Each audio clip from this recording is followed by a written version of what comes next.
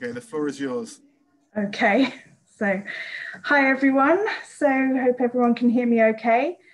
My name's Laura Hudson. I work for National Geographic Learning as their representative for Switzerland. I'm based in Stuttgart in Germany. I just want to say thank you all for joining us. I hope you can all hear me okay. So just type yes in the chat box if you can hear me okay.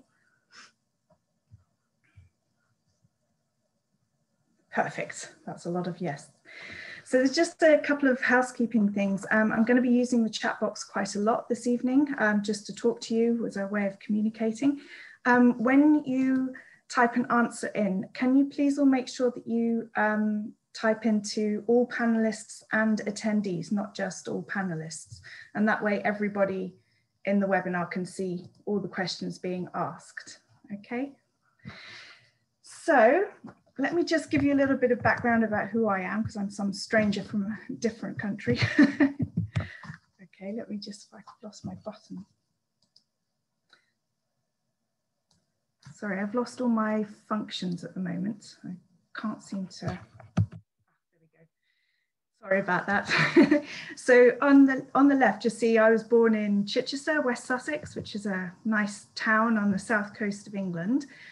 Grew up in a village called Pulborough. That's not my house in the picture, but that is the view from our village. And now I live in Stuttgart in Germany, home of Mercedes and Porsche and lots of vineyards, as you can see from this picture. It's a very nice place. I have a background as a teacher. I started teaching straight out of university. I taught in Germany, Austria, and Denmark and the UK, and mainly teaching business English, not just business English, but mainly. So I've got quite a lot of experience doing that, and I've been working in publishing for the last 16 years, talking to business teachers as well for all of that time. So can I just get you to type into the chat box for me just where you teach, what sort of institution? So are you university teachers? Do you teach in language schools, et cetera, just so I can get an idea of what type of courses you're probably teaching. It's a private university, good. Hi, Marta. Lots of university people, so all teaching pre-work students then mainly, right? University technology. Okay, I've been to the university in Krakow, but apart from that, one doing in company courses, University Language Centre. Okay, good. That gives me a good idea of who I'm talking to and so what sort of questions to expect as well. So let's get cracking with what we're actually talking about today. Oh, can't seem to get my buttons working today. Sorry about this. We're looking at Success with Business, which is National Geographic Learning's three-level course that focuses on business English, teaching business English skills and the exam skills they'll need for the Cambridge Beck exam. The exam skills also work as training for any other exams you might be teaching at your university as well. So we're going to have a look in depth at all of that and how it's all balanced out. Hi, Ava, nice to meet you. So there are three levels. There's B1, B2 and C1. So those cover the preliminary, Vantage and higher Beck exams.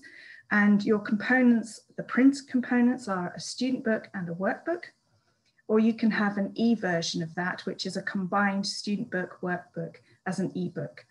There is of course also your teacher's book available, and the audio, the class audio material and the test audio is available online, and we are able to give you access to that with a password once you've started using the materials.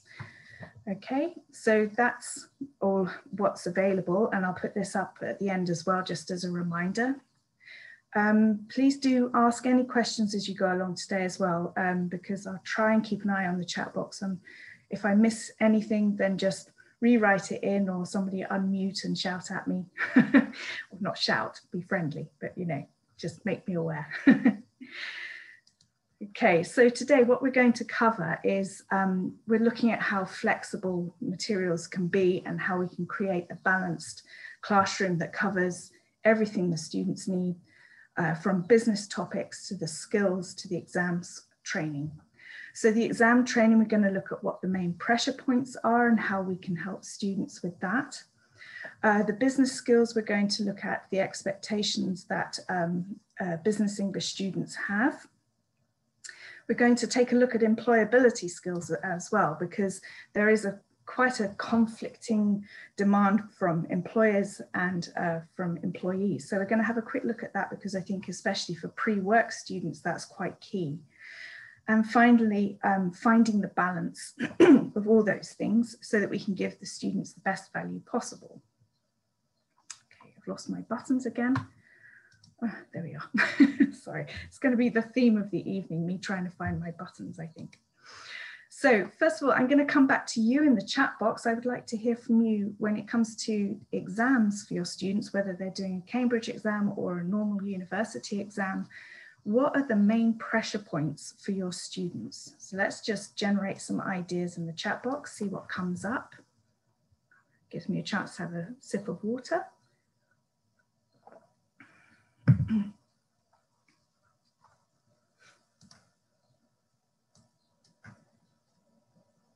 Is anybody there?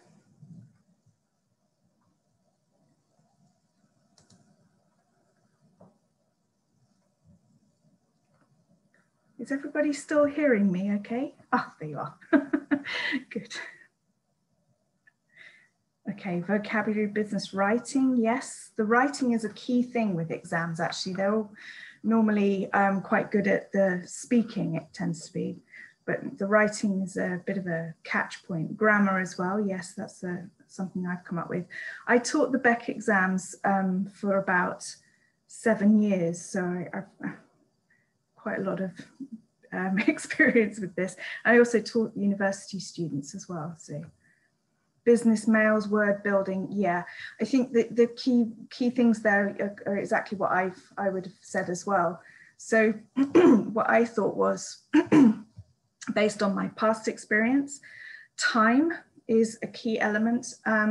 Certainly if you're teaching in company students, they tend to book courses last minute. They tend to give themselves sort of 2 or 3 weeks intensive training to quickly get through the exam.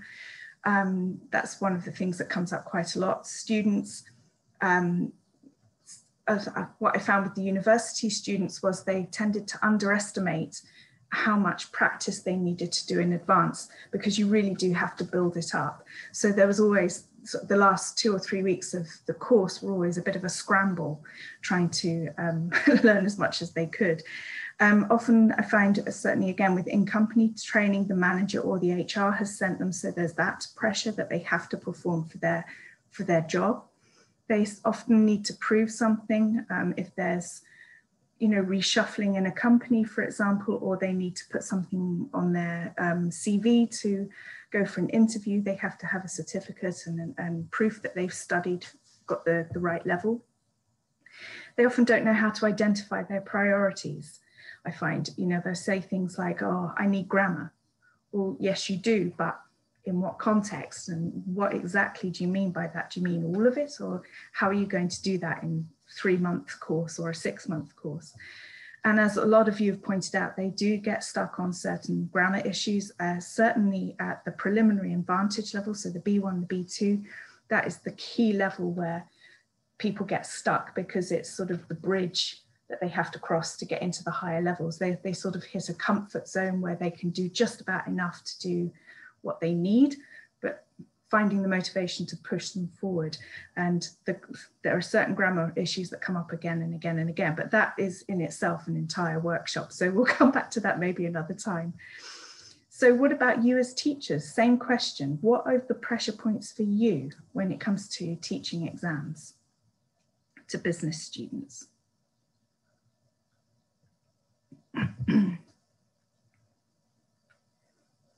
Any ideas?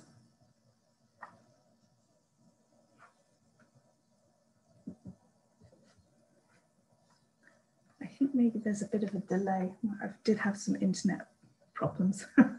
Large scope of material, yes, yeah. I think that's an area where actually success with business is a good idea, because there is everything you need, but it's not massive. It's not one of these really thick exam courses. Some of those are quite intimidating. Time, not enough additional resources. That's an interesting one. Yeah, too little time. Being able to communicate, motivating them. Yes, that it's your responsibility. Yeah, how often have I heard that? Yes, you have to get me through the exam. Irregular attendance, that is a key one actually, especially in company training, where they turn up for about a third of the classes.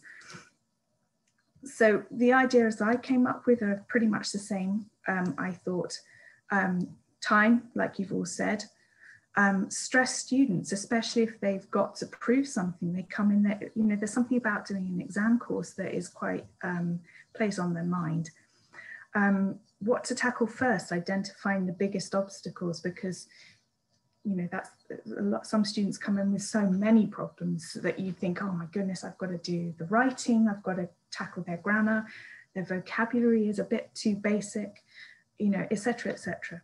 And then, of course, the idea of keeping the balance comes in. Somebody's pointed out the students are young and don't always understand the business context. We'll come back to that actually, Anna, if you don't mind, because that's a really key point for pre-work students. They've not got the business experience to understand what they're trying to do. So they need the frameworks. So we're going to look at that in a minute. And then, as you've all pointed out, you know, it's your responsibility. We've all had students who expect miracles. I've had certainly in companies where they sent A2 students and they want to get them through the B2 exam within 3 weeks. And you just look at them and think, well, what do you expect me to do about that? But so those are just some things that I thought about. And thank you for joining in. That's really good, good information you've all come up with. So let's move on to the course. And so we're moving into the material itself. So Success with Business is set up in a way that makes it very flexible. So this should help tackle those pressure points that we've just identified. So each book has 12 modules, and those modules are divided into 3 areas. So the first area is the business topic itself. So this is things like sales, advertising, talking about your company, you know, really classic topics. And these are topics that come up in the Cambridge business exams. These are used to teach all the vocabulary that they're likely to encounter in the exam. And it's all related. I think the Beckett exams are very relatable to people's real jobs. So whether you're teaching in company or pre-work student, all of this is going to be vocabulary that will help them with their jobs. So all of it is introduced either through a reading or a listening. It then moves into the business skills, which are the key soft skills, as we call them. So presenting, meetings, negotiating, communication, both written and oral. What haven't they said? Did I say presenting, meetings? Well, we'll come back to them later.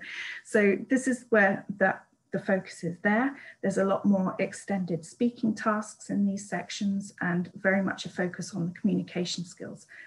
The thing I like about Success with Business as well is it has quite a lot of work on writing skills, and that's something that doesn't come up very often in business English course books because it's not an easy thing to teach in class necessarily, but I think it tackles it. We'll see some examples later on. It tackles it in a way that is very manageable in a class and allows you to actually teach writing skills.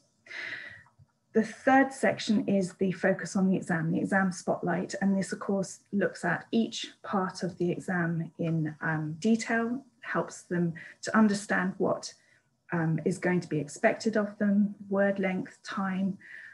It gives them tips on how to develop their exam skills, what to look out for. And then, of course, it provides all the extra exam practice. And if they need even more practice, they have that in the workbook. And there's also extra material in the teacher's book and on the resource site for you to use in class as well. So there's plenty of extras you can use, or if you've got a shorter course, you can condense it down a bit more. Okay, is there any questions so far? Are you all right? It's quite difficult not seeing you all. But if I don't hear anything, I'll assume everything's okay.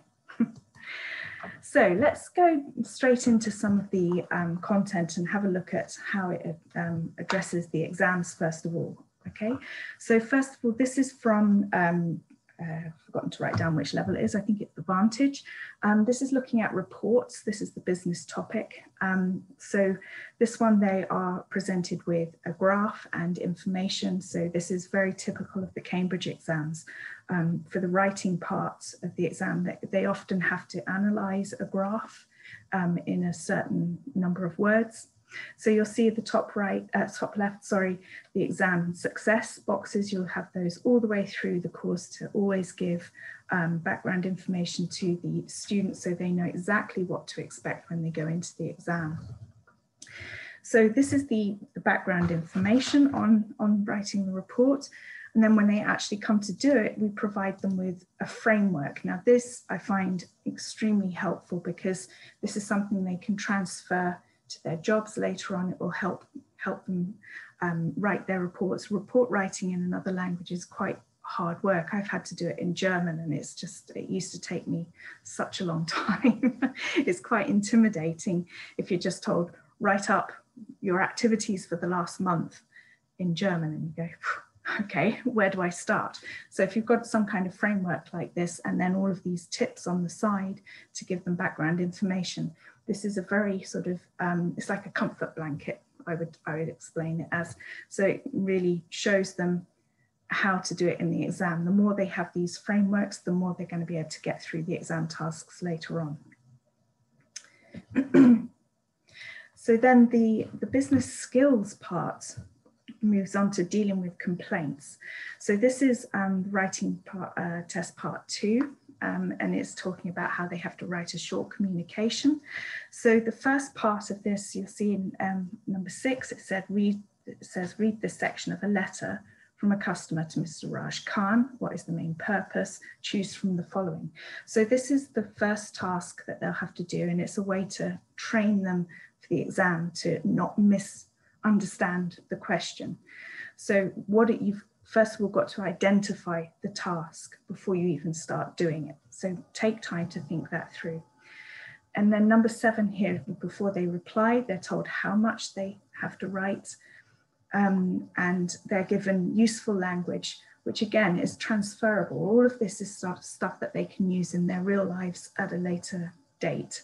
So they're given 60 to 80 words to write it. They've got an example to support them first of all, and not an example, sorry. They've got a letter with all the information that they've got to refer back to using all the useful language in this box. See, there's a question that's just come out. I don't think it's total business. It used to be called Success with Beck. I don't think it's total business though. I can check that for you. Thank you, Adrian. Okay, so let's move on. So the third section that I mentioned is the exam spotlight. So this is where it's broken down again to make sure they fully understand what they have to do. And I think this is done very, very well here. So the first thing is they're shown the exam format. I think this is a problem that a lot of students have had. If there's certainly the ones that I've had who've tried to do it as a self-study thing and then come into classes for a quick intensive in a panic because they don't really understand what they've got to do. So the exam format is always shown what exactly they're going to have to do and how much it is, so they can actually work on their time management skills. The exam skill is always background information about what to think and what the exam is expecting from you. So what sort of questions you need to ask yourself in order to complete this task, because doing an exam, whether it's Beck or the Cambridge First or IELTS, it's all about following some kind of format. You have to just understand what the exam is asking you for. Sorry, I just saw some Polish, it confused me. I forgot I wasn't in Germany for a second. Okay, and then of course you've got your exam practice, which is where they have to do it themselves, obviously. And like I said, there's more of this exam practice in the workbook and for you in the teacher's book and online to print out and hand out to them. Okay. All right, so that's how the exams are presented and practiced. So it's quite thorough, but at the same time, you are actually doing all of the business skills and looking at the business topics. So just to remind you about that flexible structure, you've got your topics, your skills, and then your spotlight. Okay, so how can we adapt this and place emphasis on students' needs? That's the next step.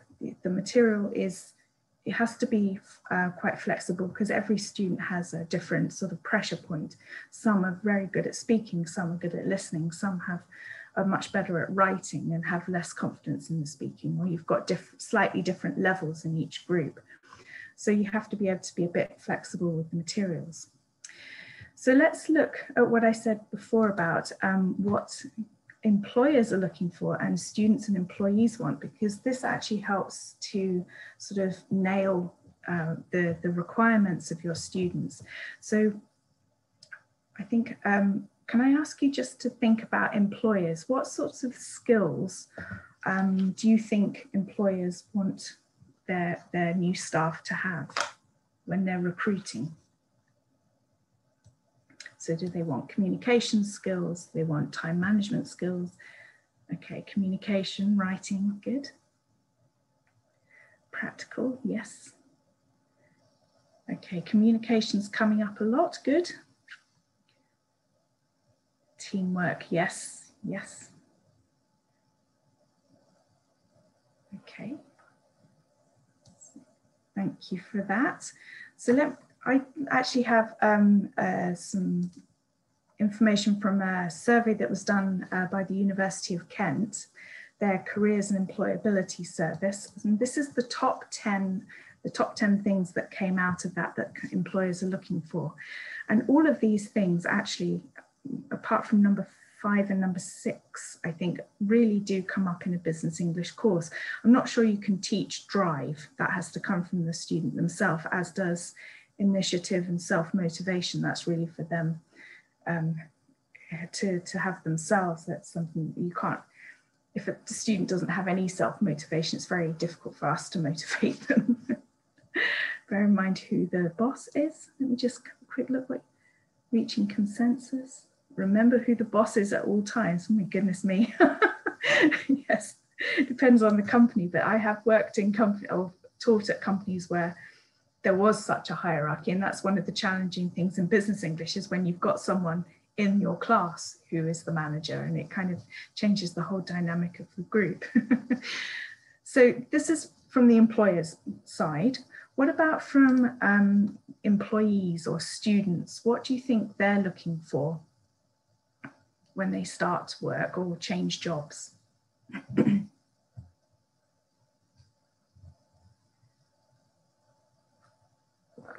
Are they looking for the same things as the employers? Communication, more money, yes. We're all looking for more money, stacks of cash and long holidays. Specialist terminology, yeah. Okay, there's some good answers, actually. I like this. This is good stuff. Training and development, yeah. Very good. Okay, so I went on to all sorts of different websites looking at things like this. And these are the key things that I picked out from all over the place. So things like work-life balance, salary, we said, purpose-driven culture, I thought was quite an interesting one that kept coming up. A brand to build their CV. I think this is something certainly between sort of 20 and 30. This is a really key thing for potential employees. See the impact they make. They want transparency. They want to see career progression. They want to work for ethical companies. They like to receive feedback and recognition and trust. So they're quite interesting, and they're quite, I think, you know, they're quite different to what the employers themselves are looking for in many respects. But I think it's manageable, don't you think?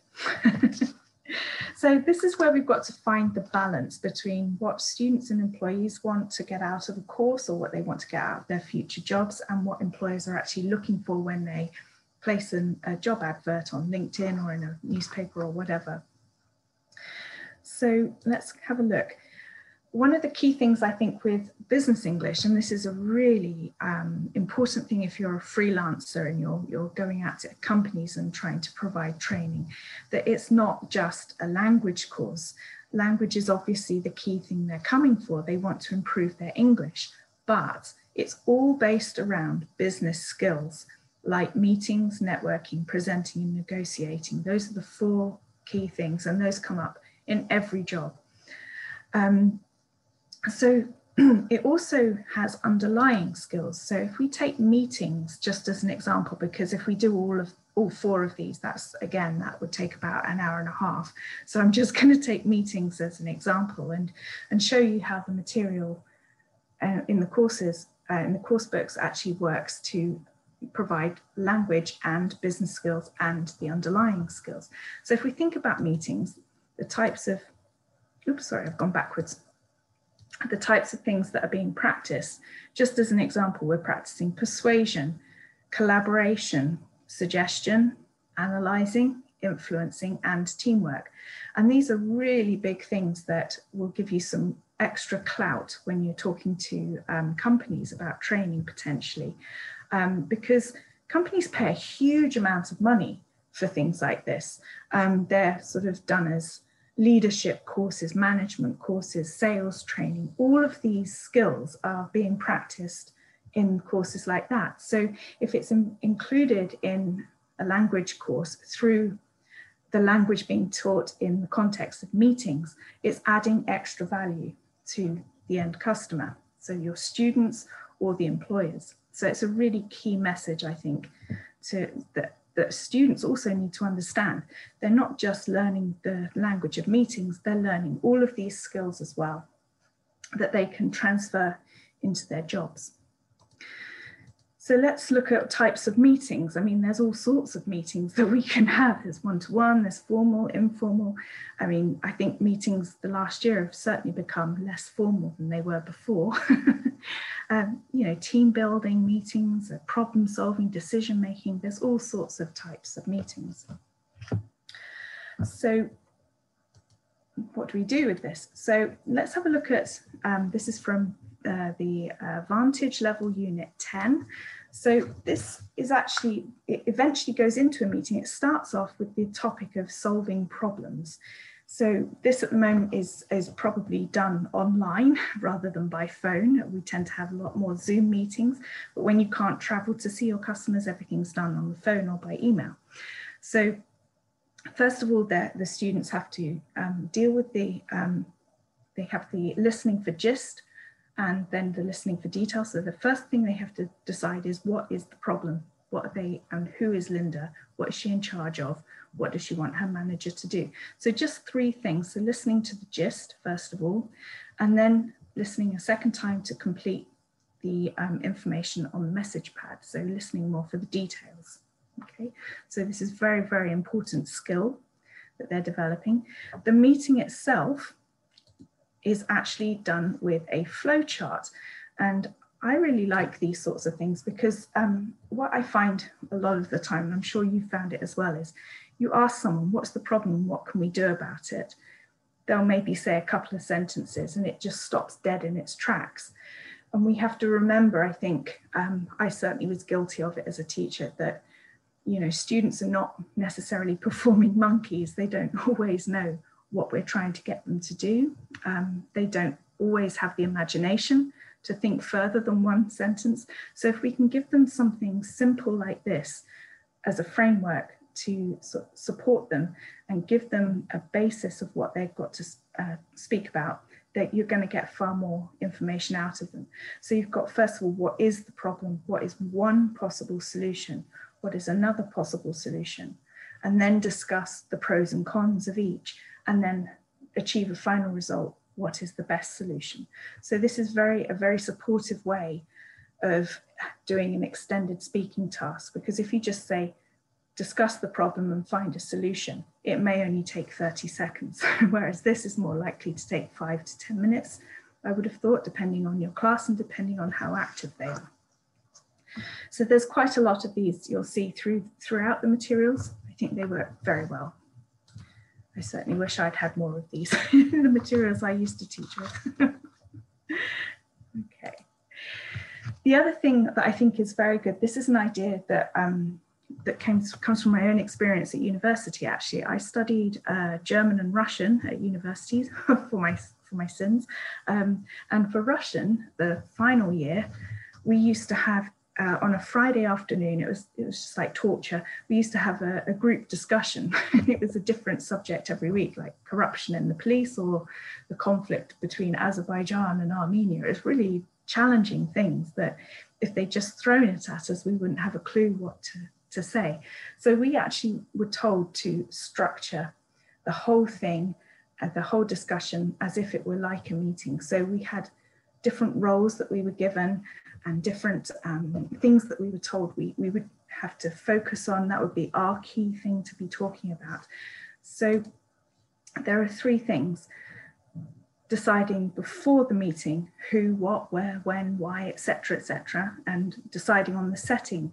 Does it have to, can you change the classroom a little bit to make it feel more like a meeting room, perhaps? It doesn't have to always be the same setup, or change location, or change the lighting, anything to make it feel more like a meeting room, or get them all to wear a tie or something. I don't know. During the meeting, being punctual, defining roles, setting time limits, all of those things that are going to sort of start training them to take part in meetings themselves when they start work.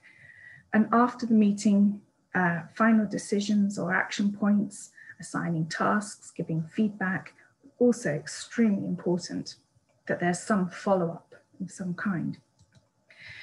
The student roles and tasks, there's all sorts of things you can assign. You can have someone who's a timekeeper, a devil's advocate, a presenter, progress chaser. You can have a discussion about the different types of roles before you even do it. The facilitator, I think in a lot of cases, this is best done by the teacher themselves. They are there to encourage and to discourage dominance, and especially in company courses, if you've got someone who's in a higher position in the group, you tend to get that hierarchy effect. So having the teacher there, the teacher is the top dog. So everybody kind of will listen to the teacher. So it's up to you to decide that. It depends on your class, depends on your situation. But it is an important role. And then it's very important to have a meaningful end to that session as well. So what's the consensus? How can we build on ideas? Can we narrow them down, etc., etc.? And I would also come back to this at a later date, because that also gives the time to the students to consolidate everything that they've learnt, and they know it's coming, which means they're more likely to reread it than if it's just left hanging as a task that's now finished, done, move on to the next thing. If they know there's going to be another follow-up the following week, or maybe at the end of the month, depending on your scenario, then they are going to consolidate. They're going to have a think about the vocabulary and the structures they use. They're going to think about the feedback that you've given them. So don't forget that part of it, if possible. Okay, so that's just an idea of making your classroom like a meeting. It worked for us at university, maybe it will work for you at yours. But not in Russian, in English, obviously. And of course, we're practicing transferable skills here. So what is actually happening when we're doing all of this in class and doing meetings? We're looking at active listening, so making sure you're checking understanding and checking sort of encouragement, this sort of nods and yes, yes, all those sorts of things. Active listening is such a key thing that's practiced. Communication skills, conflict management, even at times, time management, giving and receiving feedback, all of these things that they're going to have to use every single day in their jobs are all coming up when they're practicing the meetings. And how does that compare to what the employers are looking for? Well, pretty well, I think. They're looking for teamwork and communication communication, sorry, analysing and investigating. So it does actually match up with what they're going to be expected to do in their jobs and what's expected from the employers. Okay. Everyone okay so far? Just double checking because I haven't heard from you for a while.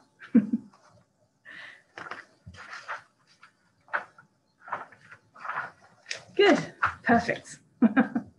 Nice to hear from you. I'm working a little bit blind here. So I also wanted to quickly show you this because I thought this just cheered me up actually in a funny old year. So this was a report, the Future of Jobs report from the World Economic Forum, was done in October of last year, and it's available online for everybody to read. It's quite interesting actually. I think it's if you look in the 30s, pages 30, I think it's 32 to 39 if I remember rightly.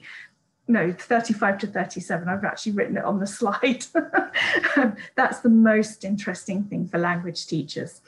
And the top 15 skills that have been highlighted for 2025 actually are all in line with everything we've been talking about today. So this really kind of gave me encouragement after a sort of pretty awful year and having to learn how to do our jobs in new ways. A lot of the things that employers are still asking for from their students, from their employees, is actually going to be more or less the same. So critical thinking and analysis, leadership, social influence, problem solving, negotiation, it's all the classics really. Just a few new things like technology use, obviously, but the basics are still the same. So that's quite encouraging. I think we're all still on track with what we're doing. So let's have a look, because I'm aware we've got maybe 10 minutes more, and then we'll go to questions. I'd like to keep enough time for questions. Just want to go back over how we combine all of this. How can we bring all of this together? So I've got two examples for you. So how to find the balance in the classroom. So this is from the Hire Unit 4, Business Success with Business Hire. So that's the C1 level. So here we're looking at the topic of sales. This is my favorite, obviously, working in sales. And this is introduced through a listening text in this example. So working with their partners, they've always got to do some kind of work where they're thinking for themselves, first of all, brainstorming, which is a really important skill. Brainstorming ideas, listing their own thoughts, or talking about something from their own experience, which is key to connecting them to that topic, first of all. Then they've got the listening. They're listening for gist here, just 3 quick questions that they've got to answer. And then it moves on to more detail, obviously, after that. So this is the first part of it. Like I said before, the business topics. The business skills is then talking about presenting. So they're not thrown into a presentation themselves in this case, which I think is quite a relief. That always used to scare me as a student if I had something that said you now have to present to your class X, Y, Z. And, oh my God, no, don't want to. So this is done as a listening in this case. So they're looking at graphs and sales forecasts, a very familiar topic for me. I think whether you work in marketing or sales or whatever it is, you're always going to have to present a graph of sales forecasts and numbers at some point. So they're hearing her present this, and this is a key thing that comes up in the Cambridge exams as well. They always have some kind of graph, or nearly always have some kind of graph that they've got to analyze and then describe in a written task. So that's the business skill, is presenting, done through a listening rather unusually.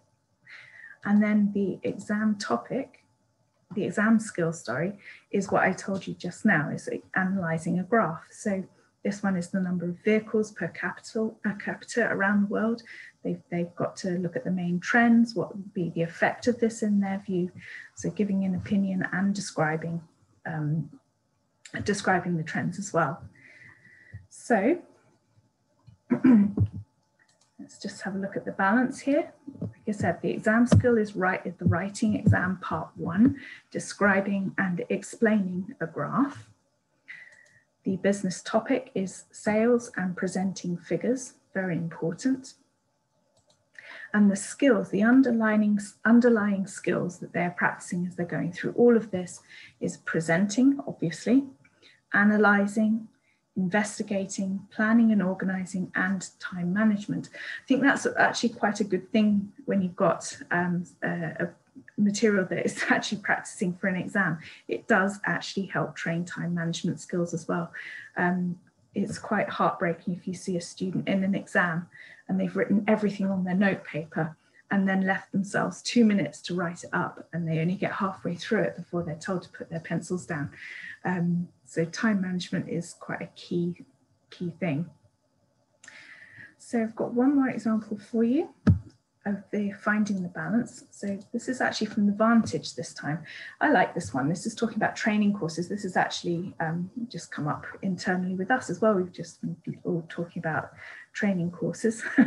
So again, like I said before, the first part relates to the student themselves, trying to get them involved with the topic, thinking about their own experience, because students can always talk about themselves. It's a great way to, it's the most important way actually to get students involved with the topic. So what kind of courses have you done? What do you think makes an effective course?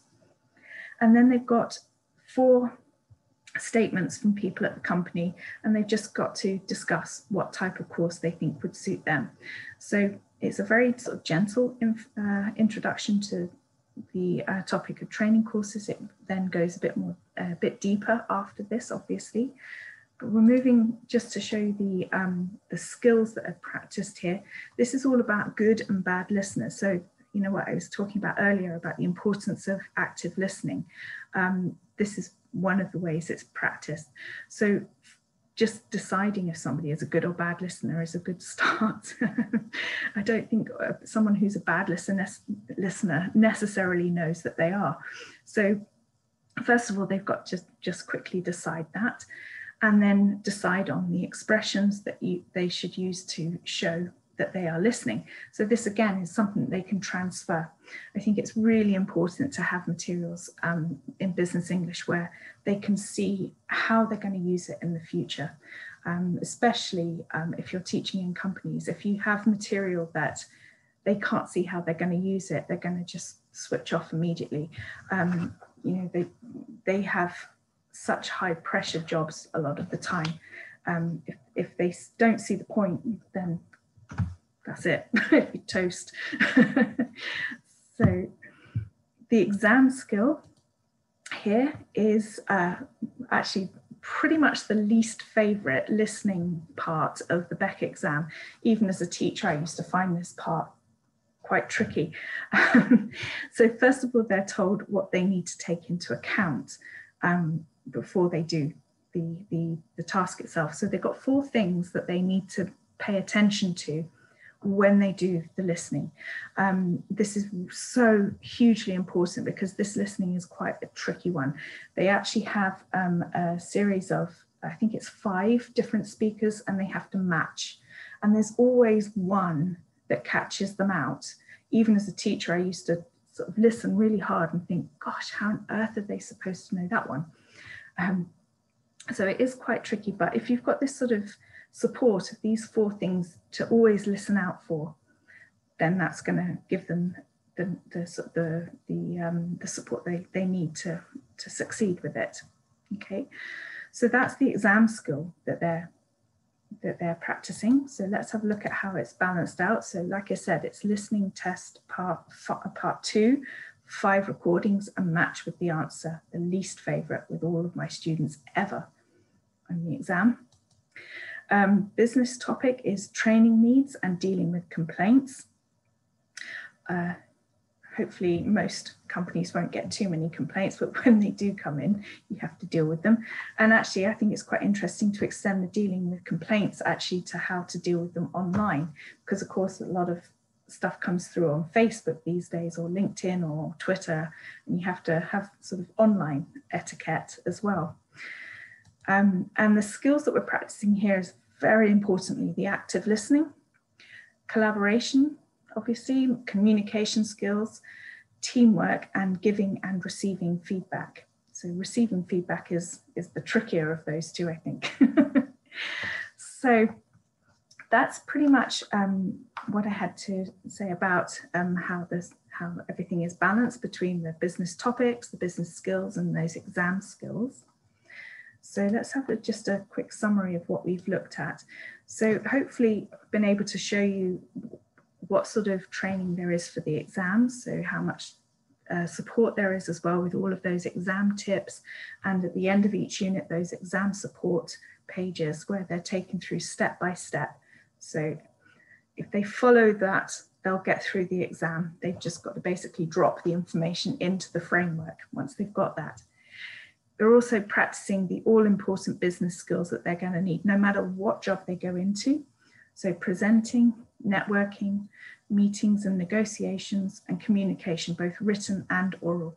And like I said before, the written communication skills are so valuable and so sorely missed in a lot of material. So I'm really happy that there's so much of this in Success with Business.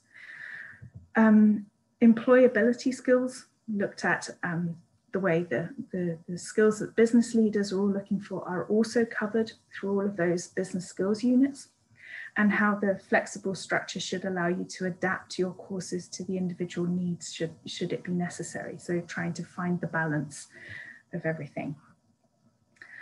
So that's pretty much everything. And just to remind you what you've got the 3 levels, the B1, B2, C1, and you've got your student book and workbook, or the combined ebook, the teacher's book, and don't forget that the audio is available online to download. Okay, so that's pretty much everything I had to say. I hope I haven't gone too fast. I think we've got enough time for any questions if you've got any for me, so fire away. And I'll just put the next screen up because this is all your contact people.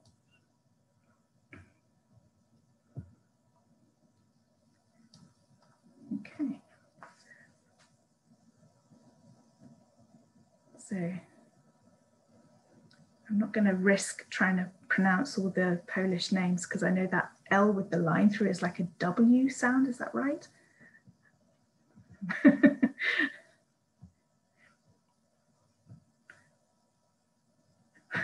Thanks, Adrian. Is it Adrian or Adrian?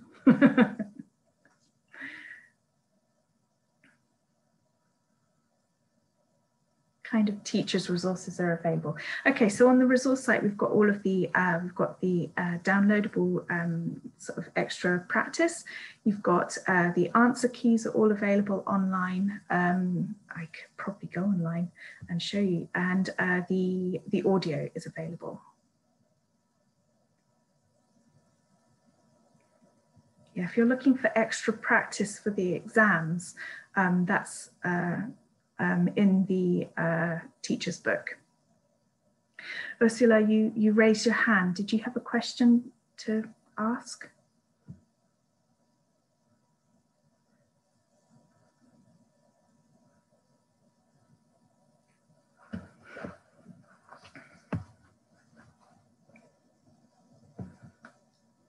Thank you, Natalia. Thank you. Classroom presentation tool. No, there isn't a presentation tool at present. I guess you could use the ebook at a stretch. It's obviously not quite the same, but that would work. But yeah, but an actual presentation tool, there isn't one at the moment. How many hours do you need to cover the course Vantage level? It's a good question. I think I would say, because it's 12 units and each is divided into 3, I think you're looking at probably about 70 or 80 hours if you do all of it, and possibly up to 100, I suppose. Yeah. Yeah, I think that's probably about right. If you do all of it, it will be about 80 to 100, more than 60. I think obviously, depending on your students' needs, you can cut that if necessary. Not all of you will need every single exam skill. You can just look at the exam itself, but you know, the exam for writing tends to be the one that takes the most time in my experience. Oops, sorry. There was another message I've just missed somewhere. Will the material be appropriate for students who have never really worked, have no business experience? Yes, absolutely. It gives them all of those frameworks that they need. It tells them exactly what they have to do, gives them a lot of background information to work from. There's a couple of case studies in there. So they don't have to, they're not expected to already know how a meeting works, for example, or how to give a proper presentation. They always have some kind of guideline on what they have to say. So yes, it would definitely work for students with no experience.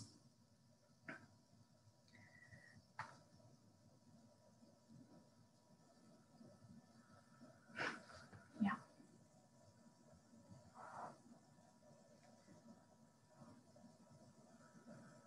Are there any other questions?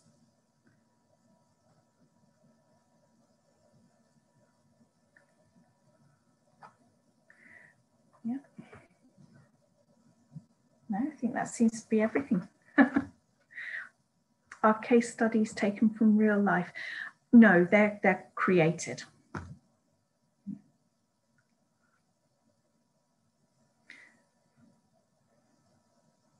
But obviously real life skills. I think that's one of the other things that I would point out, that there's not a real sort of, if you focus materials on a company or on a scenario, it has a tendency to date the material very, very quickly. Business English changes every sort of 6 to 12 months. There's always something happening. I mean, even we've seen that particularly in the last year, but I think this would work with the case studies. It would work for your students with no experience. So have a go, try it out. Okay, can you hear me? Yes. Lovely. Laura, thank you very, very much for this. I think we've learned something new about our titles and our offer. So saying again, thanks very much for the webinar. I would like to remind you all that if you want to see the copy, if you want to get some more information about the course, its components and stuff like that, so just stay in touch with me and I will take care of you, okay? If you don't have any questions now, you can ask them later. So thank you all again for being here with us. I hope to see you face to face physically soon. I hope it's going to be this year during the IATEFL conference or somewhere else. So thank you very much. Have a nice evening. Have a nice week because it's just started. And see you soon. Thank you. Goodbye. Bye, everyone. Thank you.